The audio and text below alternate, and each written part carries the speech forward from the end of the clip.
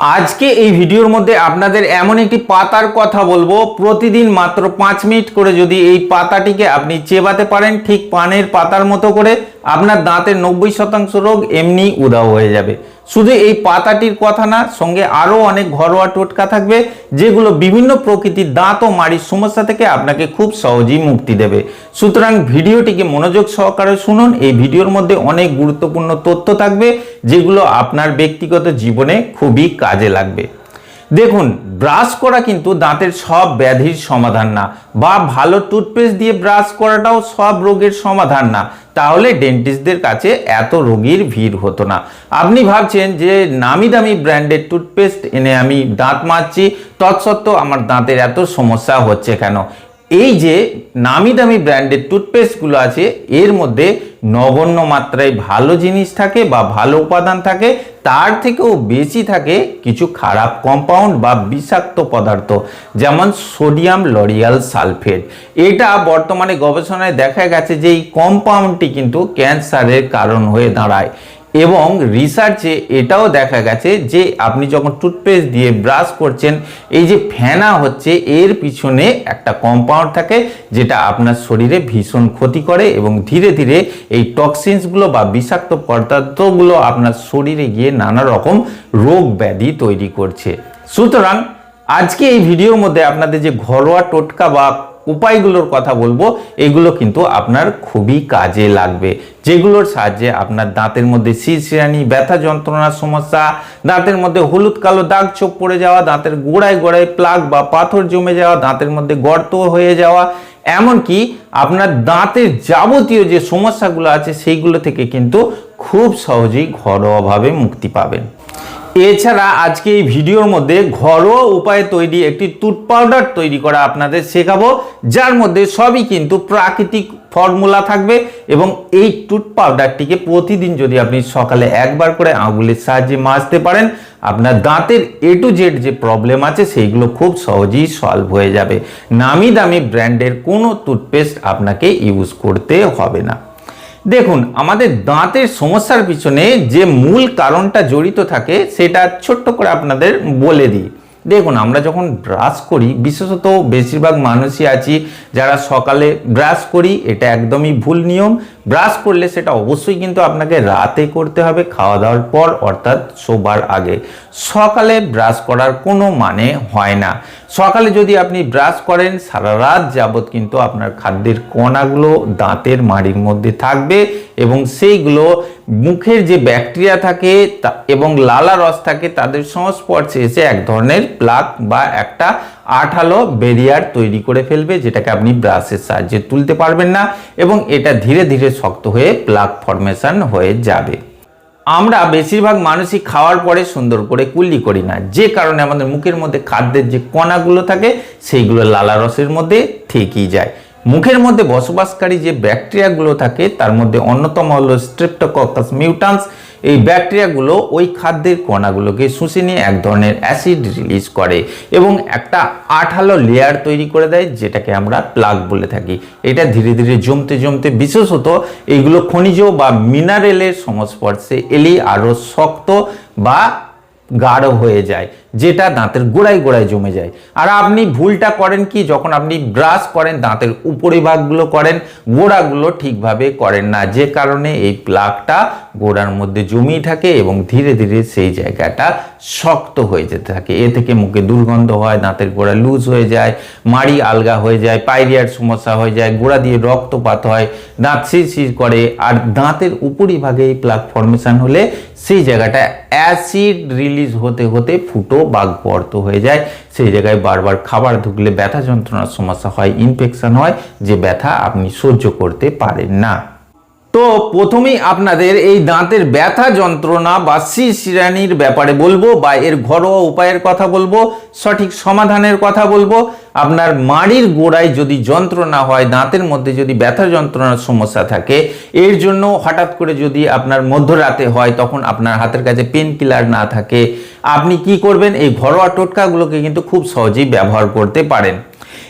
এর জন্য আপনাদের প্রয়োজন হবে একটি গাছের পাতা, সেটি আপনার বাড়ির মধ্যে বা বাড়ির আশেপাশে সকলেরই গ্রামে গঞ্জে বা শহর মফস্বলেও থাকে।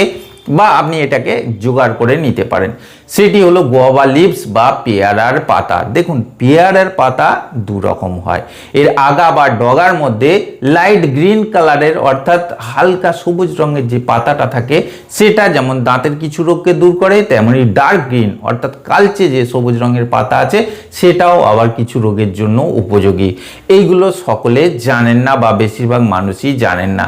যদি আপনার মুখ থেকে দুর্গন্ধ বের হয়, দাঁত শিরশির করে, দাঁতের মধ্যে ব্যথা যন্ত্রণার সমস্যা হয়, কিছু শক্ত খাবার দাবার খেলে দাঁত ব্যথা হয়ে যায়, এই সমস্যার ক্ষেত্রে বা তীব্র ব্যথা যন্ত্রণার ক্ষেত্রেও এই উপায়টি খুবই উপযোগী। এর জন্য আপনাকে ওই যে বললাম লাইট গ্রিন বা হালকা সবুজ রঙের আগার বা ডগার যে পাতা আছে 2 থেকে 3টি কালেক্ট করতে হবে। এই পাতা সুন্দর করে ধুয়ে নিয়ে এর মধ্যে 2টি লবঙ্গ দিয়ে আপনাকে প্রতিদিন সকালে কিন্তু সুন্দর করে চেবাতে হবে, ঠিক যেমন করে আপনি পান চেবান। এটাকে গিললে হবে না, মুখের মধ্যেই চেবাবেন 5 থেকে 7 মিনিট ধরে খুব সুন্দর করে চেবাবেন। চিবিয়ে নেওয়ার পর সেটাকে আপনি আঙুলের সাহায্যে মাজতেও পারেন। এইভাবে মাজার পর সেটা ফেলে দিন এবং আরও এক্সট্রা 5 থেকে 7 মিনিট মুখের মধ্যে যেন এই জিনিসটা থাকে বা এর যে এক্সট্রাক্ট আছে সেগুলো লেগে গেছে সেগুলো যেন থাকে।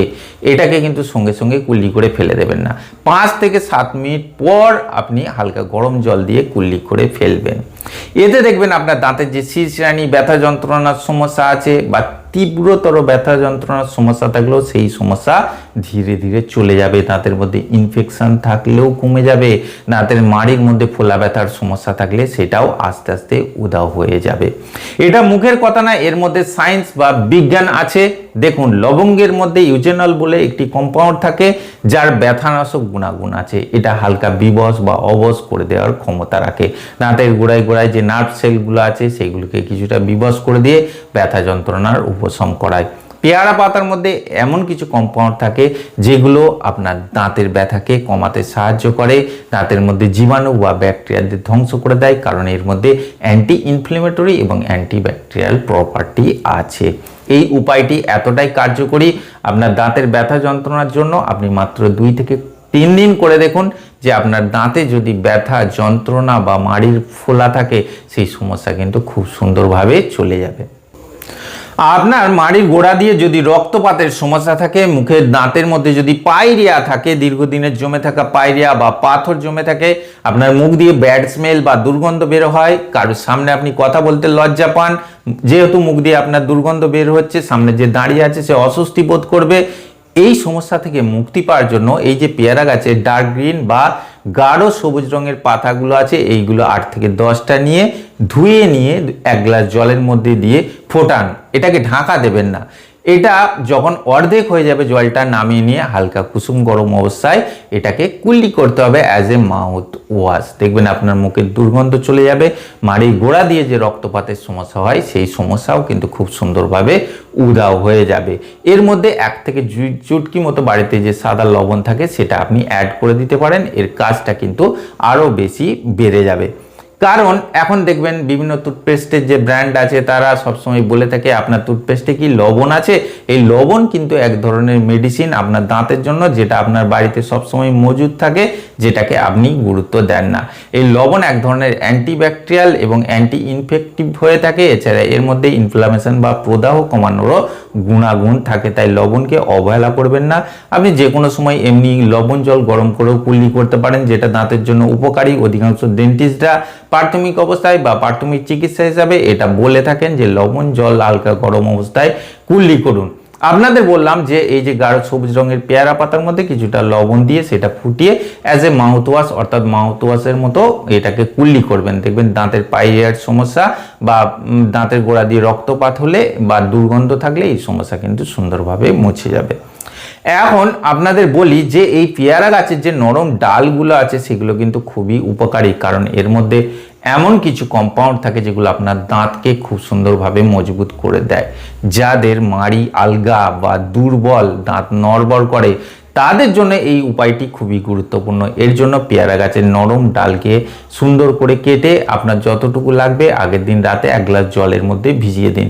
এবং সকালে দেখবেন সেটা নরম হয়ে গেছে।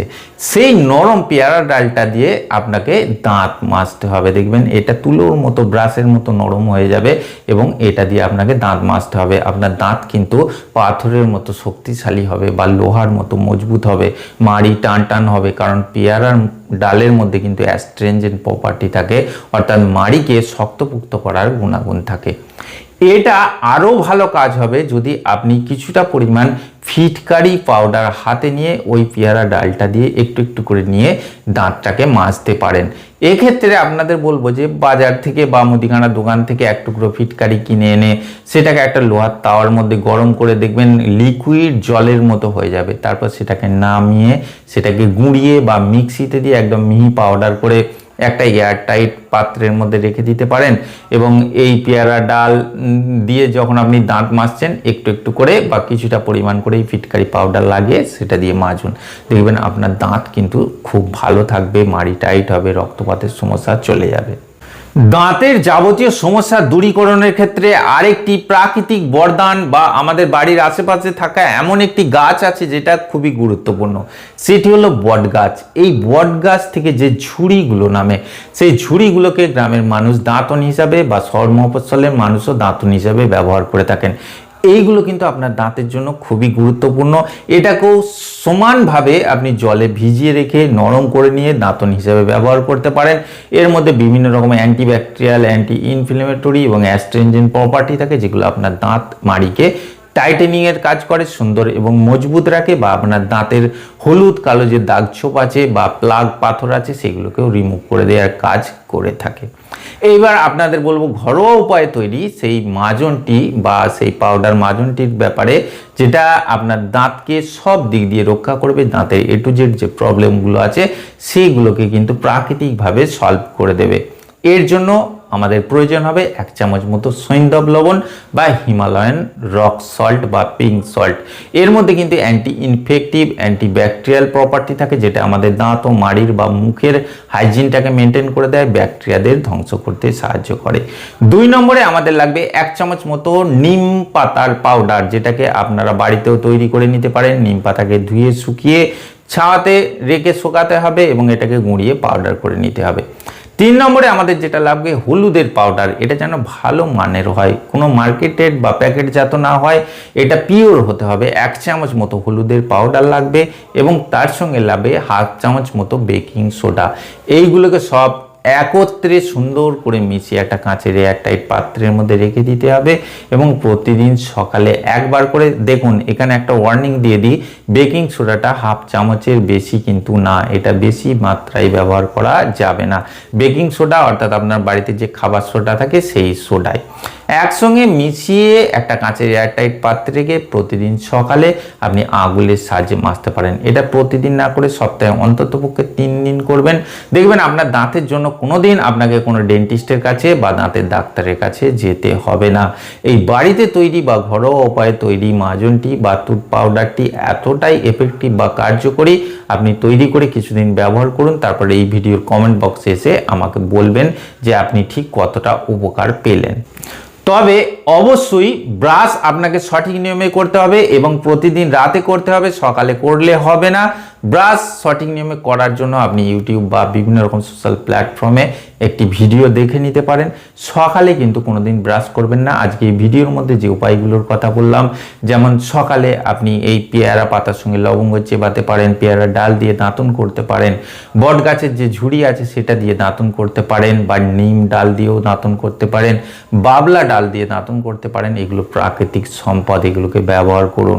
দেখবেন মার্কেটে টুথপেস্ট আছে বাবুল, কারণ এই প্রাকৃতিক সম্পদগুলোকে ব্যবহার করেই কিন্তু টুথপেস্টগুলো তৈরি করা হয়ে থাকে। তবে তারা যেভাবে তৈরি করে এই প্রাকৃতিক সম্পদের গুণাগুণগুলো কিছুই থাকে না। আপনি র বা ডাইরেক্ট যেগুলোকে ব্যবহার করলে সব থেকে বেশি উপকারিতাগুলো পাবেন। তো বন্ধুরা, আজকে এই ভিডিওর মধ্যে দাঁতকে সব দিক দিয়ে রক্ষা করার জন্য, ব্যথা যন্ত্রণা কমানোর জন্য, শিরশিরানি বা প্লাক পাথর রিমুভ করার জন্য, কালো দাগ ছোপ দূর করার জন্য কিছু সহজ ঘরোয়া উপায়ের কথা বললাম। আশা করছি আজকে ভিডিওটি আপনাদের ভালো লেগেছে। যদি ভালো লাগে অবশ্যই একটি লাইক করবেন, আর এই ধরনের আরও ভিডিও পাওয়ার জন্য অবশ্যই আমার চ্যানেলটিকে সাবস্ক্রাইব করে রাখবেন।